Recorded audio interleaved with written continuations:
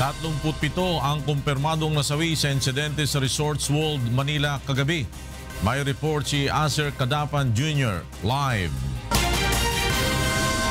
Go ahead, Aser.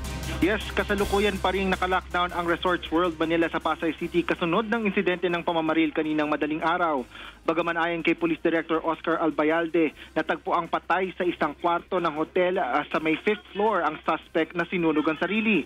Sa investigasyon ng otoridad, base na rin sa mga CCTV footage sa gusali, pumasok ang suspect mula sa 2nd floor garage ng establishmento, dala ang isang bag.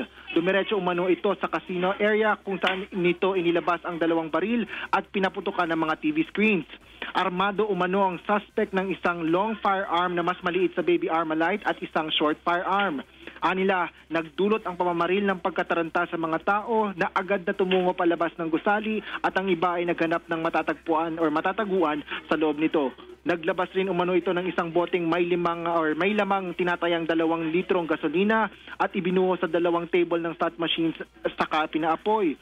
Matapos ay tumungo umano ang suspect sa stockroom kung saan nakatago ang mga chips na ginagamit sa kasino at kumuha ng chips na tinatayang may katumbas na halagang 113 million pesos. Bungsod nito ay tinitingnan ng otoridad ng insidente na isang posibleng kaso ng robbery mula sa isang gambler na maaaring natalo sa nasabing kasino. Sa huling ulat mula kay Police Director Albayalde, umaabot na sa 37 ang namatay dahil sa suffocation.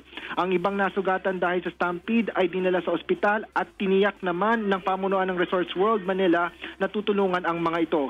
Sa ngayon ay sinasagawa na lamang ang clearing operations sa building, bagamat patay na rin umano ang sunog ay madilim pa rin sa loob dahil sa makapal na usok. Yan muna ang latest. Balik sa iyo dyan.